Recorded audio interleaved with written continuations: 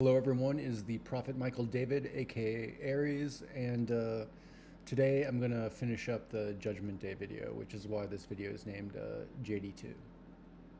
If you watch the Judgment Day video that I posted yesterday, you can see that at the end, at exactly 11 minutes 11 seconds, I abruptly cut it off and made another video about the war in Gaza. She's done that before. It's not unprecedented, but it's always been when I've been doing like maths and geometry. You guys will be able to see that someday, where I just am looking real good doing something, and then I totally go off a tangent and do something else. But she'd never done that before when I was actually like making a YouTube video. So that's the only way I can explain it, and that's why I'm making this video. All right, real quick recap for people who did not watch that video, although you should. All right, so you die and you go to the angel of the Lord, and it's just you and the angel of the Lord, nobody else is there. And you see the scales, and the angel of the Lord puts on one scale the book of God. It's the contract you made with God before you were resurrected. It's the story that the person she wanted you to be, if you would be a perfect person. Nobody does that. Nobody with free will, at least.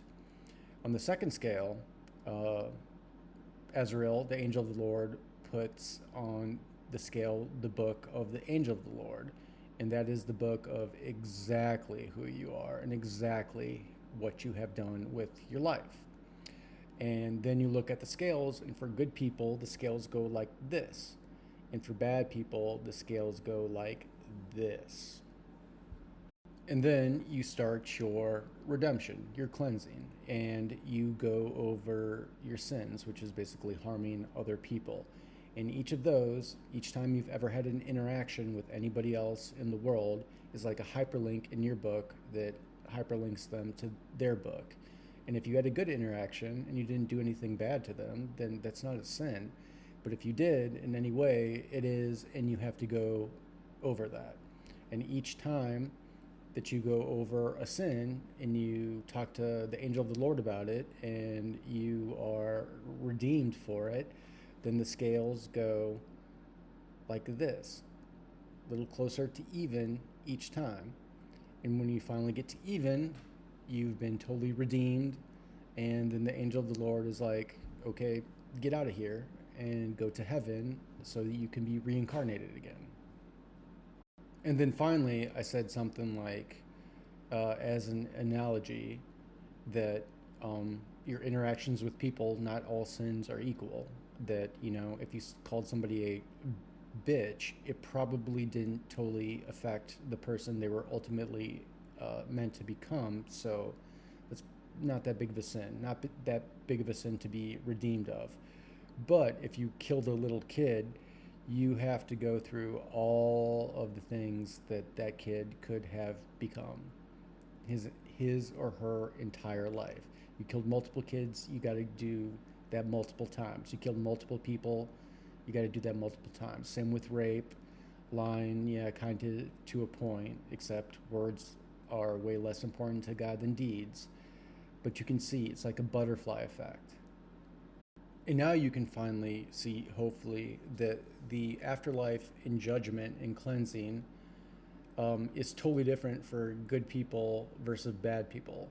For good people, it's like an exit interview for a company that you love to work for. You love the people and everything, but you just got this new job offer and it's a huge promotion, and yeah, it's not a huge deal. You go over, you know, you didn't do anything quote unquote hell worthy, so you go over your sins with Azrael, and but most of them are like, yeah, I should have called her back, and then, you know, your scales go even after a shortish amount of time, and you go to heaven, and then you're reincarnated.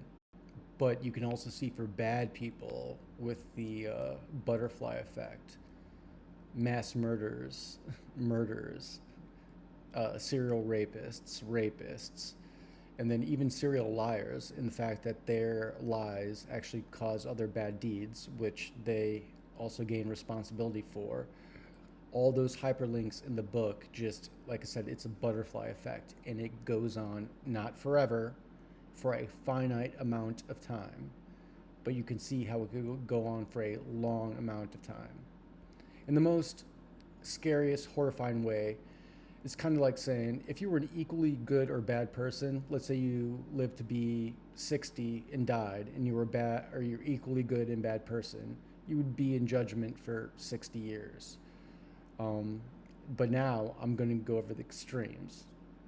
Okay, first, we're going to do the best redemption story. And you all know him, Jesus Christ of Nazareth. In modern canon, Jesus was tried, convicted, crucified, and died on a Friday during Passover, no less. And he was resurrected on Sunday. And that story is totally true. But here's the kicker, as the kids would say back in my day. The exact time of Jesus's redemption, cleansing with the angel of the Lord was exactly 2 days, 30 minutes, and 14.4 seconds, approximately. I know that's real cryptic, and you wanted me to tell you how I made that calculation, but I'm not. I am cryptic sometimes. Eventually, I tell you guys everything. But if you can figure it out, you will know the whole story, and it's just horribly sad. I mean, you won't know the whole story. I'll eventually tell you the whole story, but it's still sad. All right, now the worst redemption stories. And for this one, we're going straight to the Antichrists. There are just numerous Antichrists. You can guess the current ones on the planet. But in this context, I'm talking about the Nostradamus ones, the three Antichrists, the ones with similar names. I'm not going to tell you who they are. Yes, of course, I know who they are. They've all come and gone, but that's a story for another day. But without telling you who they are, they've obviously killed and hurt many, many, many, many people. And when they get to the afterlife, the scales are like that. And the first thing they start to do is lie to the angel of the Lord, and then it just gets farther and farther away. And they can see the clock on the wall, and that's why I give you that other picture of the person on their knees, because that's what all those people do. They thought they were big people, and in reality, they were just a bunch of violent sociopaths in life. But once it's just them and the angel of the Lord, they turn into the biggest blubbering pussies in the world, and they just beg on their knees, please, please, Azrael, I learned my lesson, let me go, and just over and over. Which is why, if any of you are into people that have stories about near death experiences, passing over, that is a thing. I don't know why, but where they cross over and they hear all the wailing voices. Yeah, that's them. You can hear all of them wailing at the same time. Again, I don't know how, but during a near death experience. But they themselves are individuals. There's nobody else around. It's just them and the angel of the Lord. That's why they're wailing so hard, because they know that they just have to spend that time with the angel of the Lord until they are redeemed and cleansed. But the time on that clock is just such a big number that it's that's their existence. So, in conclusion, what do advantages do good people have over bad people, especially when it comes to living in reincarnation? Is that good people live more lives. One case, Jesus Christ of Nazareth, lived for 33 years and got out in under 3 days. That ratio is incredible.